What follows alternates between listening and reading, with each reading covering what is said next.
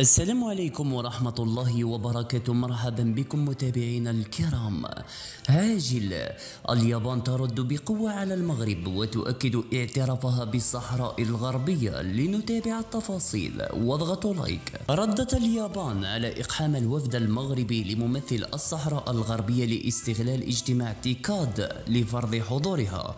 وأكدت اليابان بوضوح وبشكل رسمي على أنها تعترف بالصحراء الغربية، وأن إقحام المغرب لا يغير شيئا في موقفها الثابت. ومن خلال محاولة المغرب الشاردة، حصلت الجزائر والصحراء الغربية على اعتراف أمام العالم مزعوم من اليابان.